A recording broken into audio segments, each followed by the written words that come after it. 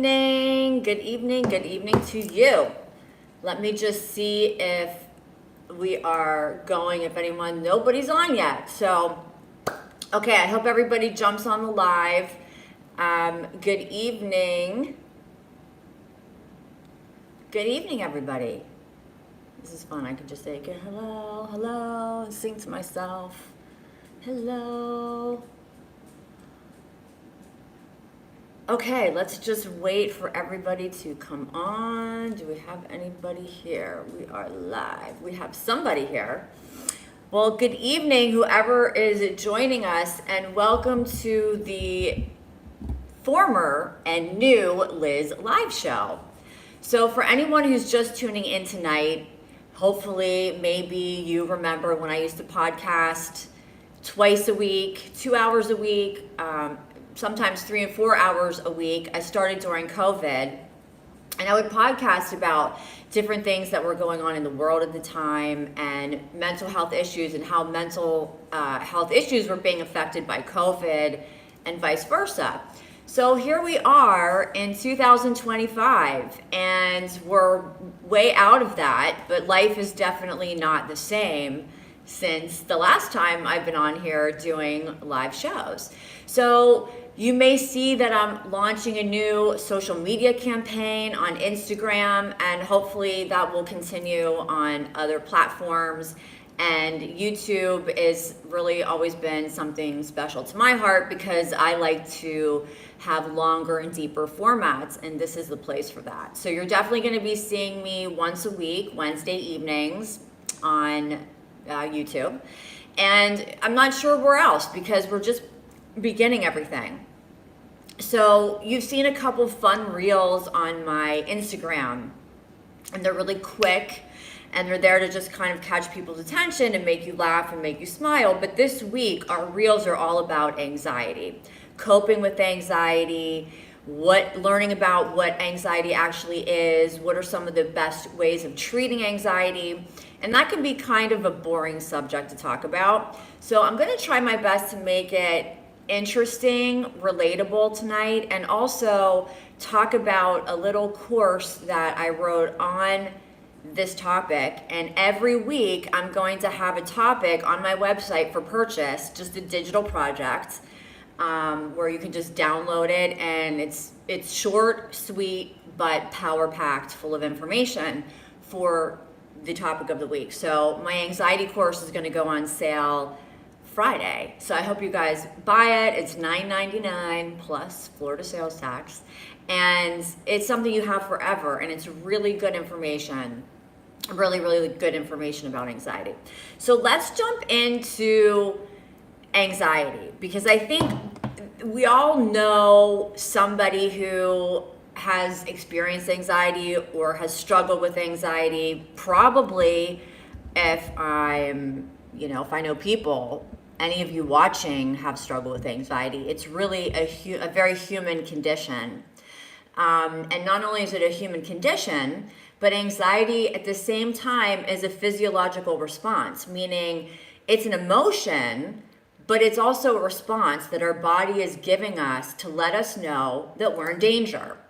So if you go back to the beginning of time, there is a part of our brain that researchers say has never evolved, and that is called the amygdala. And the amygdala is in the back of the brain, closer to the brainstem.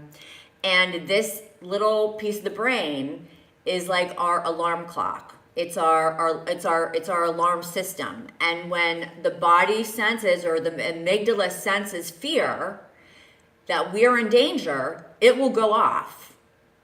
And when it goes off, we feel anxiety, we may feel panic, we may feel angry, and the famous term fight or flight, because your internal warning system is literally telling you, fight the bear or run the hell away from it. Okay, so understanding the basic design of this internal warning system helps you understand why it goes off when it goes off. So I think it's important to understand where basically this comes from. So, okay, so we know that it's our internal alarm system, but why is it going off for people today in 2025 at random times all over the place. And I would say the first answer to that question is that we in our society today, for the most part, are not dealing with an immediate physical threat. So compared to 10,000 years ago, we're not, we have homes that are relatively safe. And we all walk around on the streets of our cities in America every day with, little to no problem. Whereas back in the day when there were no cities and there were no roads and it was wilderness everywhere, and live animals and people that you didn't know were strangers, and we were fighting over territories, we needed something to keep us safe so that we know, danger, let's get out of the situation, or it'll pump you full of aggression so that you're ready to fight. But today, since we don't have those kind of physical threats, we're responding to emotional threats. And so, I get a lot of teenage girls with terrible anxiety because their hormones are changing and they're just learning to adjust to the environment, and they're dealing with all this new information and new feelings and emotions towards boys and towards their peers and so on and so forth. And so they have tons of anxiety, not because there's an actual physical threat, but because they feel emotionally vulnerable. And each and every one of us, myself included, when we have anxiety, for the most part, in this day and age, it is when we are feeling emotionally vulnerable, or, of course, if we feel physically threatened, or if we feel that we are in danger from, maybe financial danger, because financial danger could mean could represent, doesn't necessarily mean, but financial danger could mean I can't eat, I can't, pay to live somewhere, I can't have shelter, I can't have food. So financial crises can be, quite anxiety provoking. So, so this is where anxiety has gone to today. And, years ago when COVID was going on, we were all experiencing tons of anxiety because we didn't know what this threat was. And it was sort of a physical, well, not sort of, it was a silent physical threat. It wasn't, a large monster standing in front of us, but it was, it was something that was sort of like a virus. And we didn't want to, it was a virus. We didn't know what it looked like or how to avoid it. So, the whole world was kind of going crazy. So, okay, so someone's texting me. Okay, let me see. Maybe hopefully it's not one of you. Okay, yes, I am. Okay, so this is basically what we have when we're talking about anxiety. Today's anxiety is emotional vulnerability by and large. So when you stop for a moment and you think about, okay, what makes me anxious, or when do I feel anxiety? I guarantee you that you're going to discover tonight that anxiety is absolutely 100% emotional vulnerability. And it doesn't matter what it is. So I took some questions from you guys, and it was very interesting to see some of the questions that you guys were asking me to talk about tonight in terms of anxiety. So, of course, one of the better questions that's important to know is basically, how do I know I'm anxious? How do I even know that? And it's almost like one of those things that you just know. You just know when you're anxious. You may not have the same experience of anxiety as somebody else, but we all know when we're anxious because our heart rate increases. We get like tunnel vision, because if we were going to fight a bear, we would have to zero in and focus on the enemy. Okay. It's very interesting when you think about anxiety. So we would be able to focus by having our sort of disassociative moment where everything kind of slows down when we're anxious and we feel like we're kind of separate from reality, we feel disconnected. That's to focus and disassociate so that we can fight this predator. But remember, we're not really fighting predators anymore, so we're kind of fighting ourselves and our own emotions. That's really what the large threat is. So we know that our heart rate elevates for sure for everybody, and we have pretty strong physiological responses beyond just the feeling of the heart racing. A lot of people get killer headaches, they get chest pains, they get stomach aches. In fact, sometimes people, when they're really, really anxious, they have to just get out of wherever they are and get fresh air because they feel like they're hyperventilating, or they have to run to the bathroom because of you know why. So the body really reacts in a very strong way when it's anxious, again, because it's in danger, and the brain is producing these hormones, noradrenaline and adrenaline, that actually make you feel either very, very angry and aggressive so that we fight the physical threat, or it makes us feel very, very fearful. Noradrenaline is produced, and that makes us feel very fearful. So that gives you kind of the basic bones of your internal warning system, the amygdala, and the physiological responses. And I tell clients all the time that one of the best ways to begin to learn how to manage your anxiety is to learn your physiology, because we all kind of know when it's coming. And I want you guys tonight to be taking some notes to try to figure out what are your triggers. What is it that makes you anxious? And if you're not aware of that, what a great opportunity for you tonight to start logging it and thinking about it and writing about it and talking about it, because anxiety, when not managed, is incredibly uncomfortable. It can be debilitating. It will send you to the hospital thinking you have a heart attack. That's especially with men. When men have panic attacks or heart attacks, they always think they're having, when men have anxiety or panic attacks, they assume often, especially over 40, that they're having an actual heart attack. So I can't tell you how many of my male clients over the years, when they're having an anxiety attack, call me from the ER. And they say, oh my God, Elizabeth, I thought I was having a heart attack, but everything checks out. And I go, yeah, yeah, that's anxiety. So presentation for men and women, it can be different, in that regard. Women will cry when they're anxious. They will be more vulnerable and ask for help. Whereas when a man is anxious, he will really keep it in and fight it until he feels like he's gonna fall over. Anxiety can also make us change our behavior, because if we know that we're very anxious, like for example, I don't like crowds at all. Okay. Now, will I avoid crowds at any cost?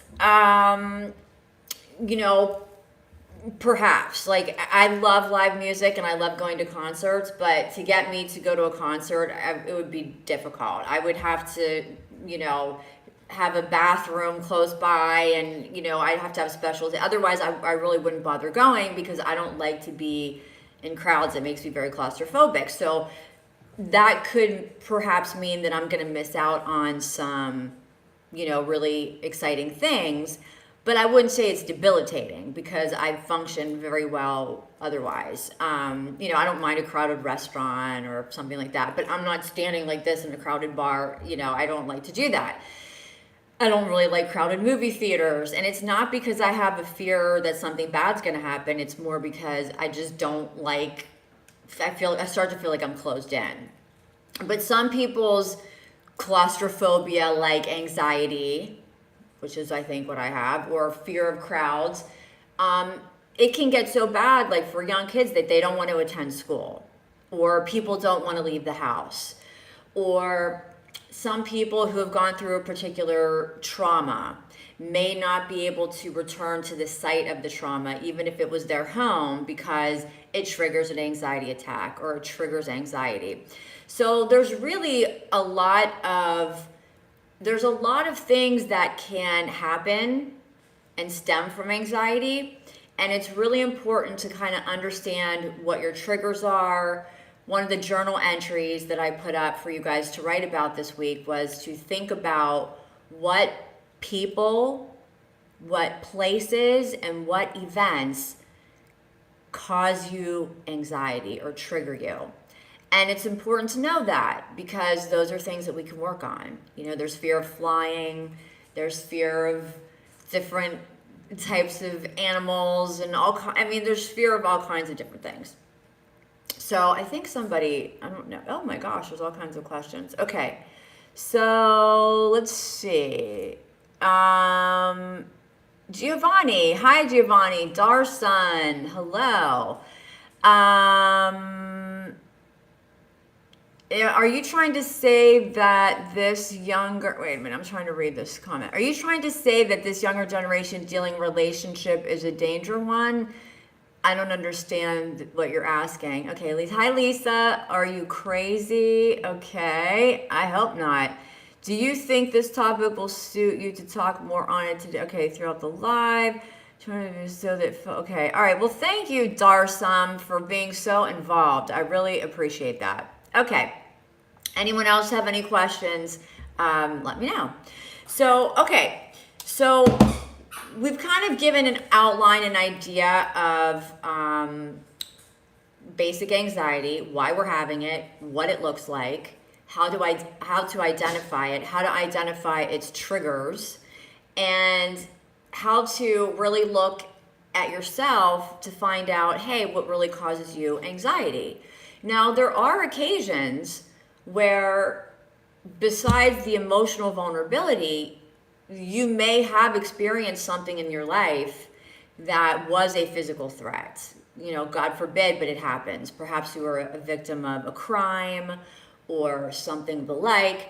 Car accidents can be very, traumatic and cause anxiety. Anything that traumatizes you certainly is traumatic.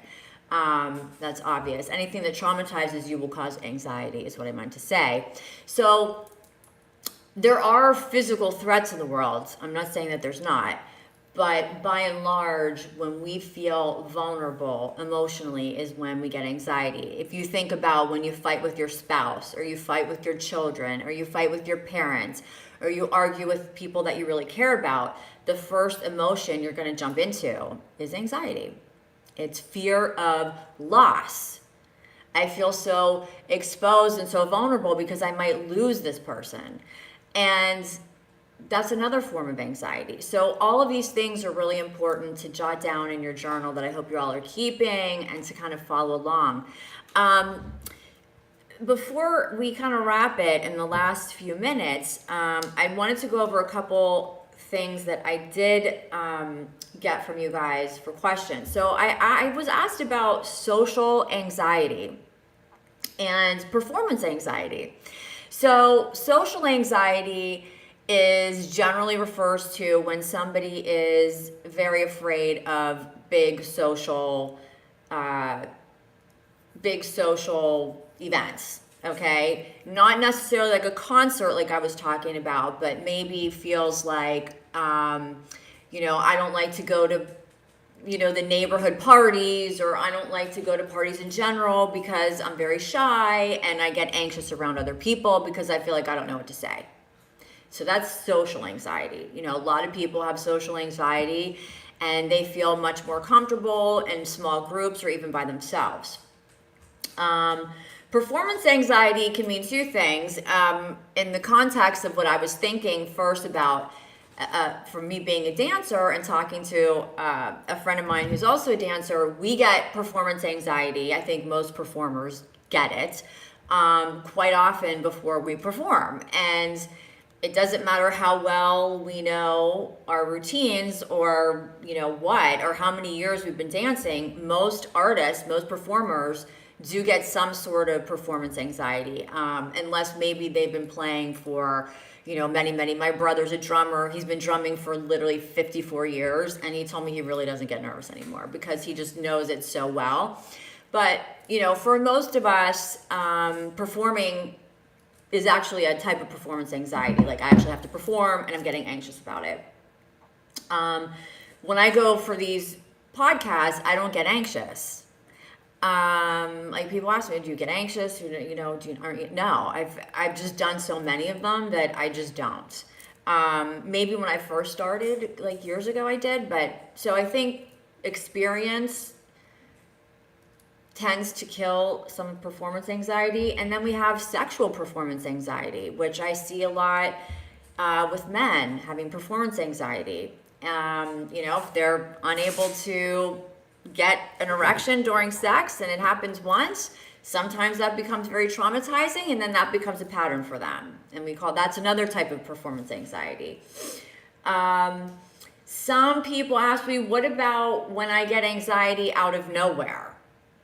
And this does happen, or at least it feels like it's happening. It feels like we're getting anxiety out of nowhere, but it's not usually nowhere. Sometimes when we feel like it's smacking us out of left field, it's a buildup over time of things that maybe we were avoiding, we weren't dealing with, we weren't looking at, and all of a sudden you might be in your head thinking about all these things that you've been putting off, and you might just get an anxiety attack or get a little heart palpitations and start to feel nervous. Anytime we're dealing with the unknown, with change, when we're changing, maybe changing our jobs or changing our relationships or changing our eating habits, or we're changing anything, the city we live in, change tends to cause a lot of anxiety. Even if we are excited about that change, it's the unknown that sometimes, like, okay, I'm not really sure. Am I going to like it? Am I making the right decision? So change, performance anxiety, fear of failure certainly causes anxiety. PTSD and trauma, death and loss, family secrets. What do I mean by family secrets? Well, as a marriage and family therapist, there are a lot of secrets kept in families. And you'd be interested. It's interesting. It's when you're a family therapist, it's like you're, watching a novel unfold in front of you, and, the mother's hiding something from the son, and the son is hiding something from the mother, and the father's hiding something from, and it happens all the time. Okay. I know families where there was a kid born out of wedlock 50 years ago and nobody ever knew about it. And then, on the deathbed of the father, somebody comes forward. And so family secrets are more common than you think. And those can often be big anxiety generators. I would say probably one of the most common triggers of anxiety in this day and age is definitely in our relationships. If you think about how it feels to, fight with your spouse or your partner, how awful that feels. And, I work with couples, they could be married 30 years, but it just never feels good to fight. And it never feels good to not feel seen and heard or understood by your partner, no matter how many years you've been together with them. So I see a lot of relationship anxiety. In relationships, we tend to feel very, very vulnerable because we know that we love this person so much that they can hurt us. And so how do we know, what kind of guarantee do we have that they won't hurt us? And we actually don't have that guarantee. Even if you have a ring on your finger, and even if you've been, married for 20 years, it doesn't guarantee that you're not going to get hurt in your marriage. So a lot of people, when they're having marital problems, come in with extreme anxiety. And I see it with younger people just dating for the first time. I see it with couples who've been together for a long time and everything in between. And I think when it comes to wanting to be loved and to feel safe and secure, I think those things mean everything to us as humans. And when we do not feel certain that we're getting those things or that we have those things from our partners, it can be extremely anxiety producing. So I think what we can safely say is that in today's world, there's just so much that does make us anxious. It's just quite different, at least for most of us, than it once was when we were at the beginning of creation. And so interesting that the amygdala, which we also call the reptilian brain, has actually never evolved, and that we're still dealing with it misfiring all the time because we don't have those kinds of physical threats. Okay, let me see what we have. Fear of the unknown is real. It really is. Okay, Lisa, hello Lisa. It seems like kids nowadays have so much more anxiety than kids back in the day. So social media seems to be a big part of the problem. Amen. Spot on, Lisa. I'm glad you brought that up. Oh boy, yeah, I could do a whole show on that. When we were growing up, Lisa and I were growing up in Pittsburgh, Pennsylvania. It was a really great place to grow up. It was very safe. We walked everywhere. We could ride our bikes for hours. Nobody cared. And we could walk to the ice cream parlor, up the block. And our parents never had to worry. And, we didn't have social media and we didn't have cell phones. And, if you wanted to talk to somebody, you had to actually call the house and say, hello, Mr. or Mrs. Stadtlander, may I speak to your daughter? It was a different world back then. But we had a lot less pressure as a kid. We didn't have social media to deal with. We didn't have cell phones to answer. We didn't have emails to respond to. We didn't have, a social life after we left school unless, our parents let us talk on the phone a little bit, which I think is healthy because you need that downtime and you need that time to feel safe at home with your parents. And on top of that, we didn't have, metal detectors in schools and school shootings and the things that the kids of today's generations have had to deal with. So there's no question. And social media is, it's just taken over our culture. And kids get bullied on social media. I've had kids come in, having been bullied, even, sexually assaulted via connections on social media. I could go on and on. So, thank you for bringing that up. Yeah, social media, Lisa says social media has made us less social, right? Because we don't have to be social anymore to talk to other people. So it's social behind a screen, but it's not in person, getting together and cultivating friendships in person so much anymore. And that's sad. So even maybe the absence of that peace that we had when we were growing up, that is no longer there for any of us because of the speed of life today with text messages and emails and phone calls and social media. And oh my goodness, there's a lot to trigger anxiety in 2025.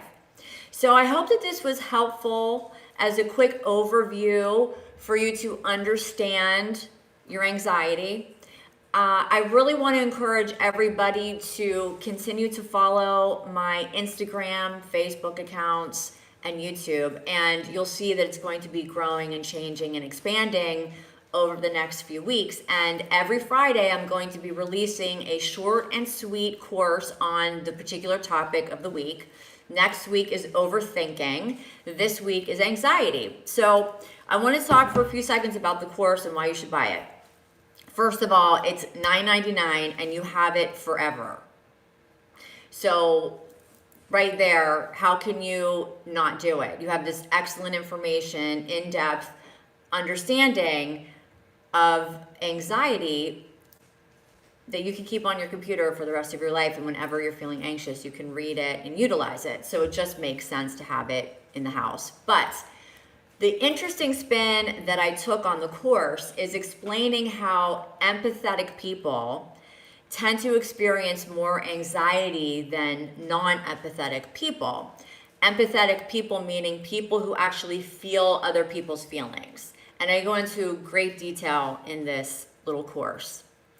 And what I found through my years and experience of being a therapist is that we tend to, those of us who tend to be empathic, putting other people's first all the time, absorbing and taking on other people's emotions.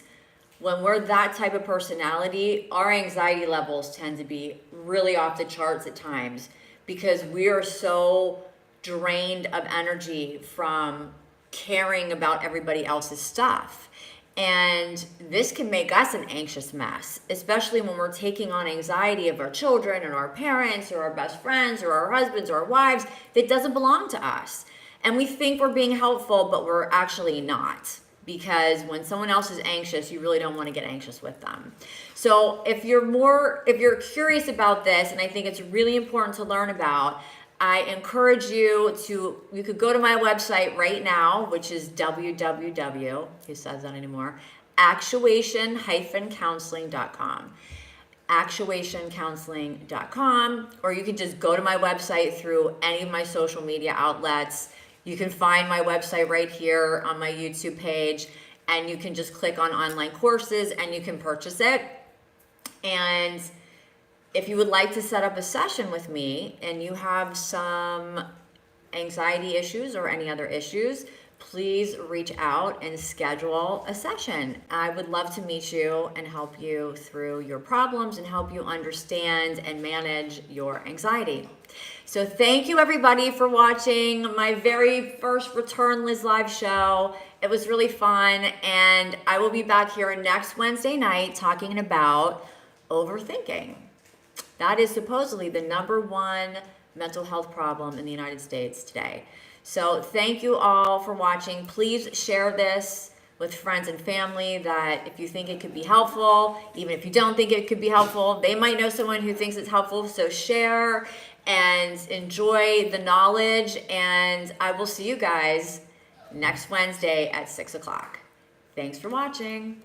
Now I have to figure out how to turn this off. Okay, let's see, how do I do it?